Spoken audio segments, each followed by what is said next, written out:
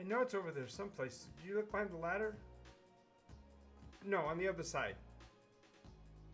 Okay, keep looking. Keep looking. Alrighty. So, welcome to NycosRPG. I'm Jonathan Albin, and tonight we are going back to Game Master's Soapbox. That's because we have a lot of questions that I've been asked recently have led me to ask this question of you. Like in the commercials for a certain card company, they say, "What's in your wallet?" Well, I want to know what's missing in your RPG. I know that everybody that plays role-play games dearly enjoys it and has a great time at it, but what's missing? Have you thought about it? What is it that you're looking for in your role-play experience that you're just not receiving? Now, I know what most of you think you want. You want experience points. You want the game to allow you to progress. Yes, you're listening to the story. You're engaging with the monsters. You're rolling the dice. You're tracking your successes. You're gaining experience points little by little, but you're not getting them fast enough. You're not getting as many as you would like. You are finding the fight scenes flat. There's a lot that's missing. You're looking for worthy opponents. You know, where are they anymore? It seems like as you advance in levels, the opposition seems to dwindle and become easier to defeat. It's difficult to find a worthy opponent in a combat scene, especially if you're playing with a game master who's been endeavoring to try to fulfill your need for experience points. But in addition, you're also wondering, where are the piles of loot? I have game players in my group where fundamentally the parties start out with more money than they can ever spend in any kind of reality. But they're looking for the piles of loot. They want to see the glittering boxes and piles of treasure, the dragons sitting upon the big stack of all of those gorgeous coins. They want the grateful citizens. Where is the scene at the end of the episode where the adoring fans come out and fawn over and provide you with appreciation? Oh, and more importantly, where are my experience points? Where's the advancement? Where I'm having to wait so long because perhaps the game master's moved to a milestone system, or he's utilizing some new arcane mathematics to determine how many experience points he should be granting, and perhaps he's going by the book and you're just not fighting monsters that are powerful enough to be a threat, and therefore there's no danger involved, but more importantly, there's no experience points. You're looking for that sense of accomplishment when you take down the big bad. Hi, I'm Jonathan Albin, and this is NycosRPG. I'm getting way ahead of myself. I've been looking for these key things that people are looking for in their games as well. I think I found a bunch of them. We'll get to those in a minute, but while we're still looking at this and before we get on, make sure if you haven't yet, subscribe to the channel. If you subscribe here on Twitch, you don't have to have any more commercials, which is really important because the break at the 30-minute point is really what's been barricade to making the longer videos, because I don't have the capability for instantaneous awareness of when those commercials occur, and I want to keep you out of them for as long as possible. Ironically, isn't that right? Since I generate revenue from my commercials, but the reality is that I want to get this information out. I want you to have a better game experience. I want you to have more fun in the game sessions that you play in and that you administer. And I know there are things that the players look for. The players are looking for the huge chests of treasure. They want there to be a big payoff for the exciting things that they've been doing. They want a adoring, fawning public to grant their wishes and placate their needs and bring them tall glasses of ale and all of that kind of things. But they mainly want those experience points. Now, the real thing that's funny about this is that the one part of this that I do think that game masters do present quite well from the games that I have heard going on around me at the tables when I'm running games, there aren't any of those, so I actually have to actively search them out. So I have been watching several of the Twitch channels, and I noticed that one of the things that occurs in those games is that there definitely is, shouts of Kalu and Calais and huzzah when the players have accomplished something. So they do get that feedback of the sense of glory, but that does not necessarily mean that they are getting the full effect.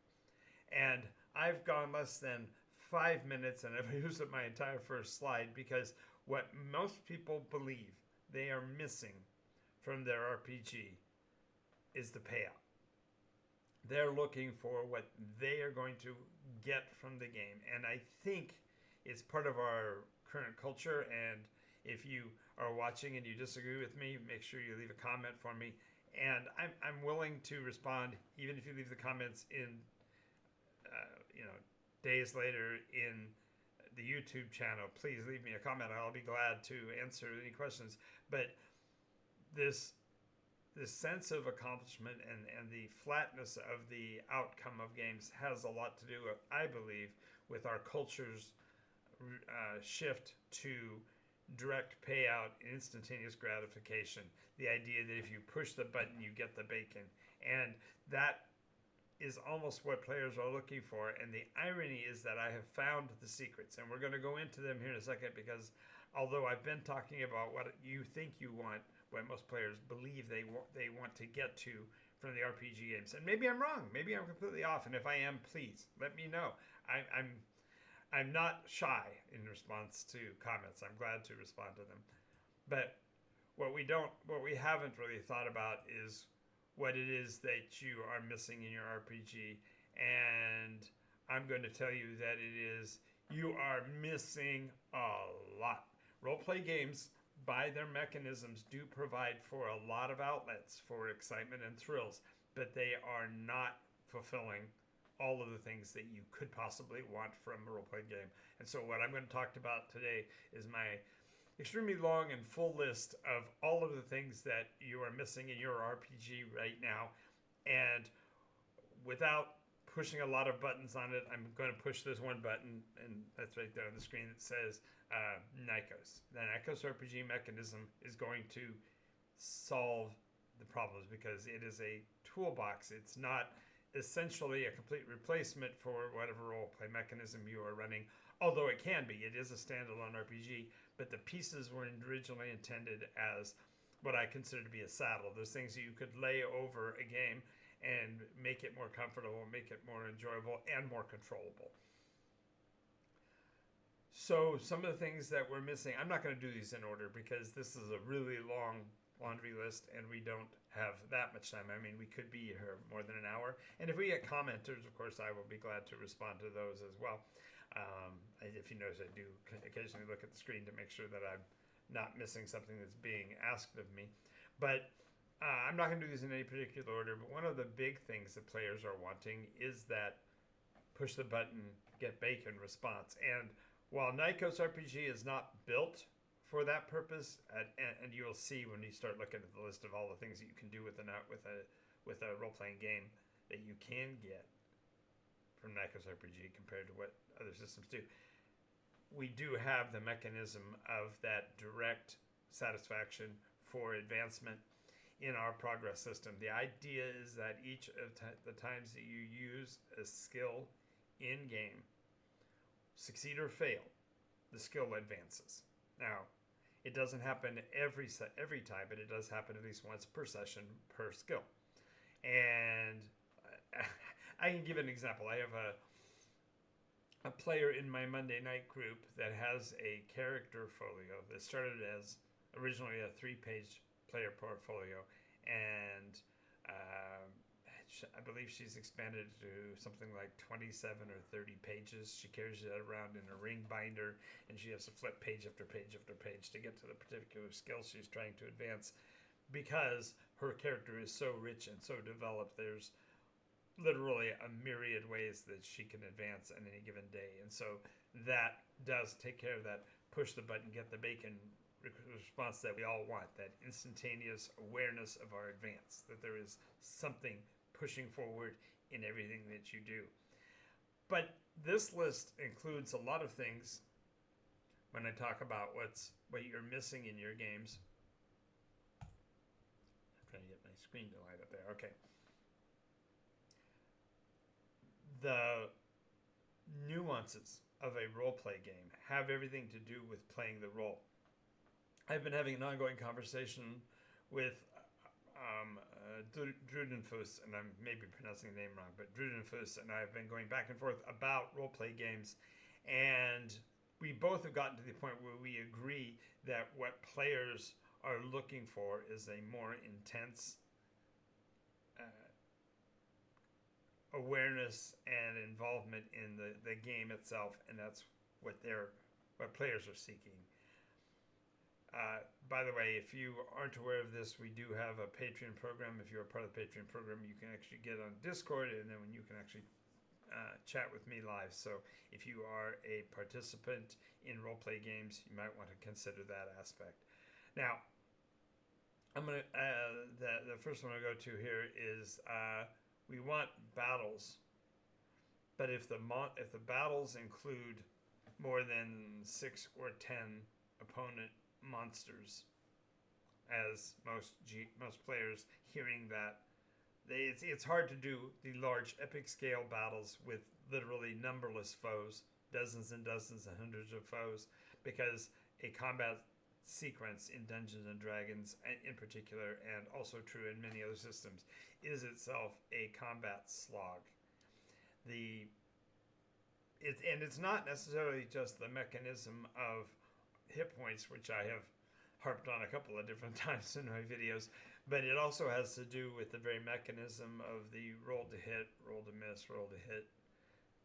All of that nonsense does tend to drive the time clock faster than the adventure engagement, and therefore you can't do in a tabletop game what you see in motion pictures, or that you read in novels, or even what you have in your head for what might happen, because you literally cannot resolve that many conflicts because the numbers just don't make sense. In the Nycos mechanism, there's information on how to run battle-sized games. The idea that the players become the champions in a story, and you're actually dealing with rank and file combats as well, so it does a decent merger with miniatures games and all of that. Now, my personal sessions I run in Theater of the Mind, so we don't need miniatures for that. Although something's coming up in a special at the end of this month, so if you are in the Southern California area, you might want to stop by Board Game Paradise on the 30th. We're going to do a fun process called Monster Bash. Now that's an Easter egg for my games groups that play locally. So if you are hearing about this and you are a game player at the Board Game Paradise store, when you go there, talk to John at the counter and let him know that I Easter egged this. I'll make sure he knows about it as well. And here, matter of fact, here he is aware of what we're doing. But the idea is that you'll be able to actually take home a miniature from that game, at least one, and then you gain bonus points, and the winner gets a bigger prize. So that's on the 30th, and that's the Monster Bash. I do it every year. Or I try to anyway. But your games are missing those countless foe type of situations. Remember, I'm talking about doing a game on one day this month, and we could face literally hundreds of monsters, because I think I have 24 or 25,000 miniatures. So it's going to be a crazy night. Another thing that you don't, and the reason why we don't have countless battles in most games is because you have such a difficulty making it through even a smaller, skirmish level conflict, utilizing the current mechanisms in most RPGs. So that's new. That's different. That's something that you can expect within a Nycos game. But what else are you missing? You're missing the struggles against nature. I mean, there are game masters that will do it on occasion. They will include a scene or two in a snowstorm. Perhaps there'll be some dynamic mechanisms that they create or deploy specially in the session. But the game itself, Dungeons & Dragons, doesn't have extensive rules on how to deal with struggles against nature? What do you do when it's flooding? What do you do when it's a thunderstorm, tornadoes? There's, I mean, there are ways that it can be done, and I suppose there are some. But I know that if you ask players, they have not ever had a man versus wild kind of situation, other than defeating monsters, because that's what the mechanisms are built for. Another thing is unnamed dread. It's difficult in a standard roleplay game to deal with the nuances of psychological horror. Game masters can specialize, and in particular properties like Call of Cthulhu, there are mechanisms, but generally speaking, they're not found in your everyday game. I can tell you, the games groups that I play with on a regular basis, there are players who are terrified of what might be around the next corner, from the nuance of knowing that the game doesn't necessarily just attack in a combat, in a physical fighting way. There are threats out there, there are dangers out there that are way worse. We had recently we had a possession and dealing with the spirit realms, and matter of fact, we spent almost 12 weeks in the altered space of the spirit realm in the world of Nykos, called the Crossroads. And we even had a Crossroads incursion within a city in the world of Nykos just in the last month or so. But these concepts of dark and brooding, unnamed dread are missing in most people's games. Another thing, how about an existential crisis? Literally, the world is going to end. I know that many game masters will use that as the timing mechanism, that the players have to do all of the things in the mission before they run out of temporal limitations. And so, yes, there are some, but they are not something that you can actually expect on an ongoing basis. And having the looming destruction of the universe and of the world as it is known within the lifespan of a character can be rather an exciting place to live. How about the search for a true love?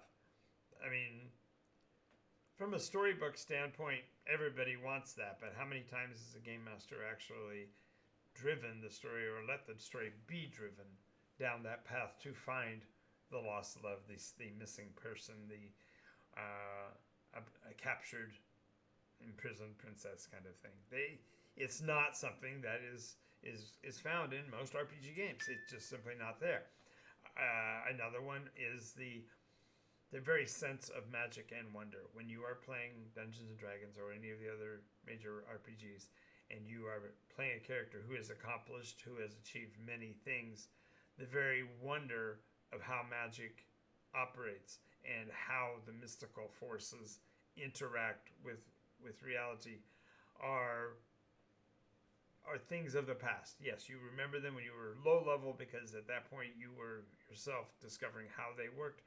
But now that you're an accomplished wizard and you've got your book of known spells, and you're whether you're using a spell focus or wheel in the word, or even if you're dealing with material components, for the most part, it's perfunctory. Yep, checked it off on my list. Let's move on.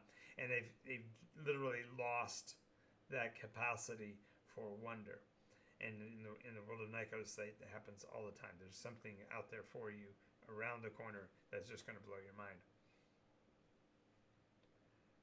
This also has everything to do with the stacking of the hit points mechanism, because once the players have reached a point where the amount of physical damage that they can take from a single round of combat, the threats, the things that would be a danger to them, are so large and so I almost said the word magnificent. They are so terrifying. There's no room for there to be any feeling other than the fear of watching your hit point pool track down lower and lower. And that's the closest there is to any fear left in the game. How many times does an average group run into a situation where impending death is right around the corner? How many times do you have to brush against the sleeve of a very spirit that might be dooming you? there's no room for it. There's no way for it to be perceived. You're so busy grinding from level 3 to level 7 to level 13. Those trigger levels that all of a sudden you gain a whole boost of benefits. Remember that whole I got to have the experience points?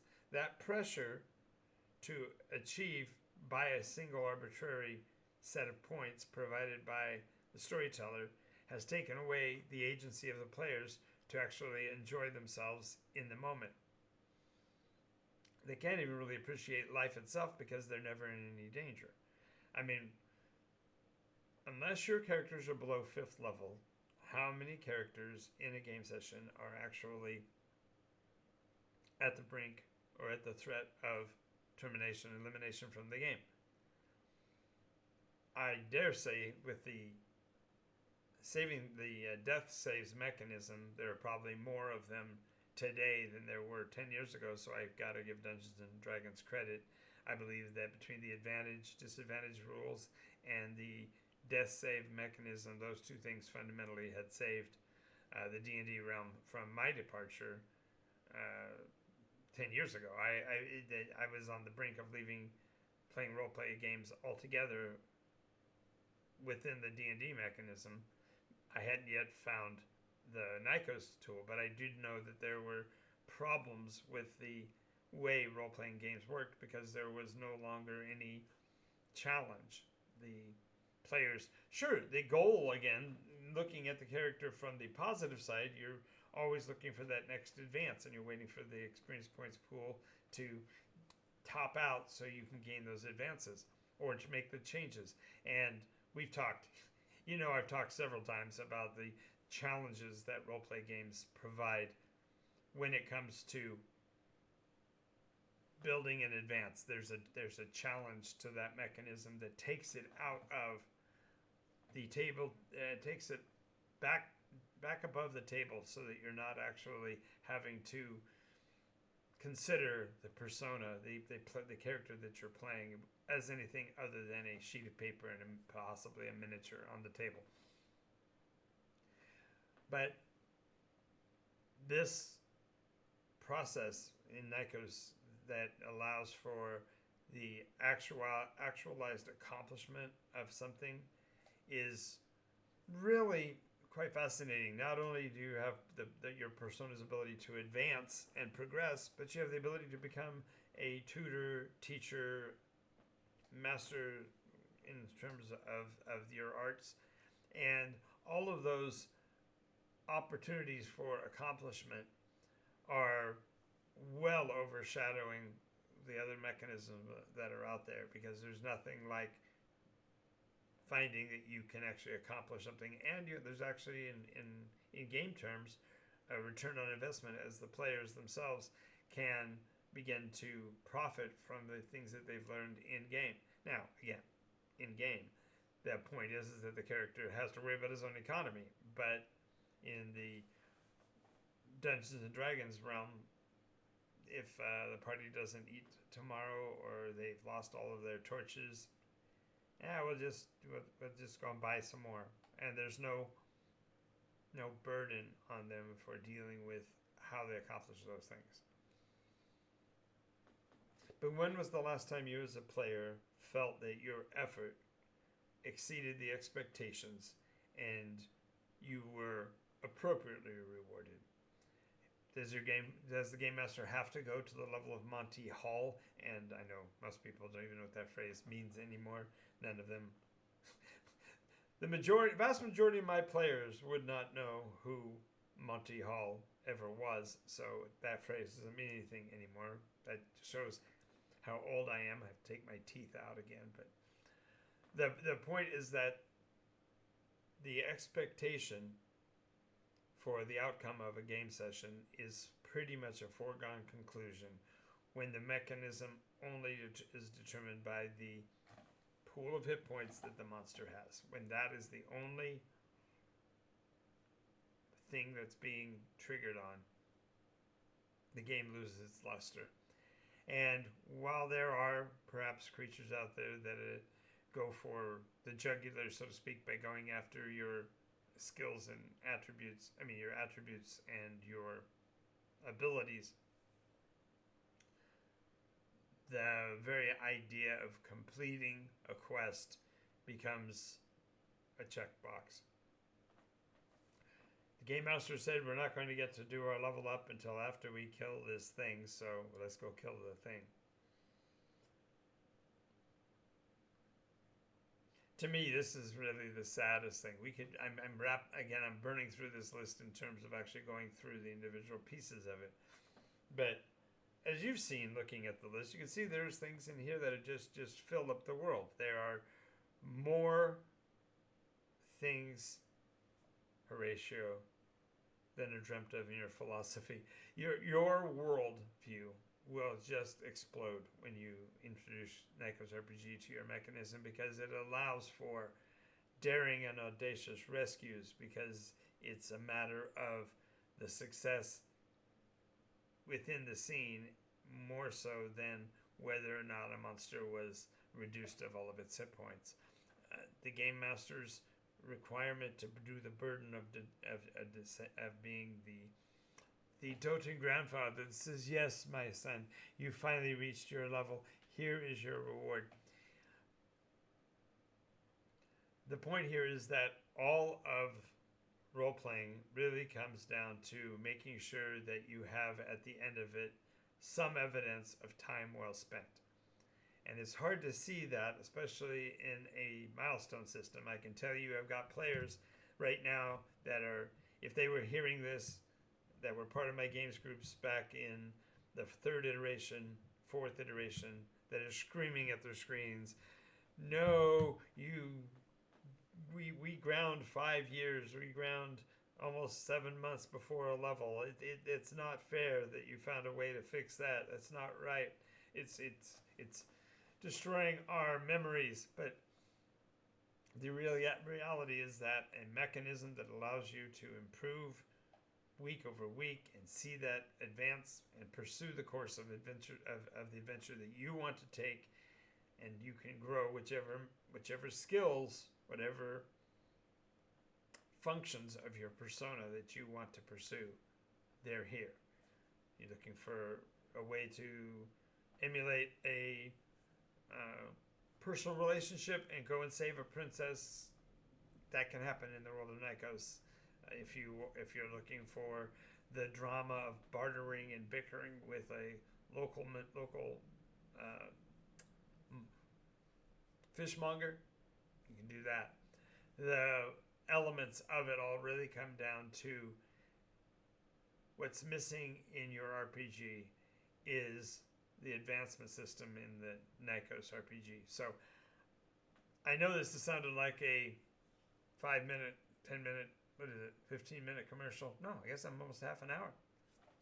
I did it. I made it to my show length. So I'm pretty proud of that. So yes, it may have sounded like an ongoing commercial, but let me tell you, NycosRPG is available for you to play right now at NycosRPG.com.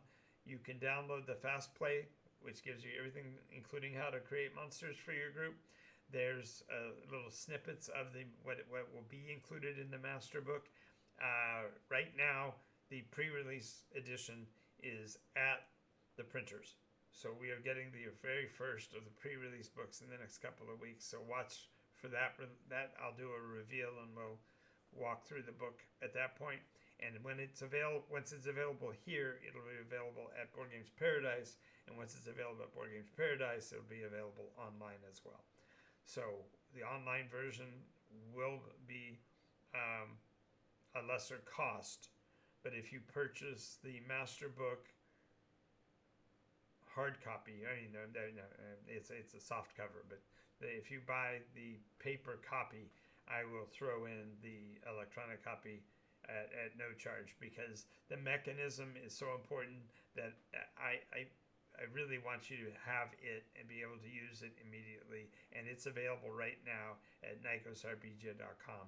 You can simply download the master book Fast Play rules, and there are still copies of the Dark Shards original edition and also the enhanced edition. And in the enhanced edition, it has a full index and has all of the mechanisms for being a storyteller and game master as well built into the book. So those are all available at NycosRPG.com.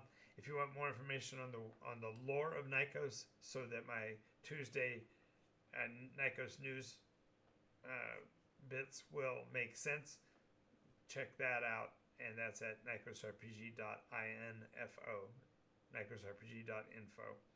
But if you want to be a part of our community, I highly recommend Patreon.com. Become a supporter there, and you automatically get access to our Discord, which then also immediately gives you access to our play groups online. And while we're not yet live streaming, there is the possibility in the near future of putting a live stream together on Saturdays. So just keep that in mind. Until then, I want to thank you for having spent the time with us. I'm Jonathan Alvin. This has been NycosRPG's Game Master Soapbox. I hope to see you next time. Oh, do remember we broadcast 10 o'clock in the morning and 11 p.m. both in Pacific time zones. And so make sure you follow us so you don't miss an episode. Thanks again, and I'll talk to you soon.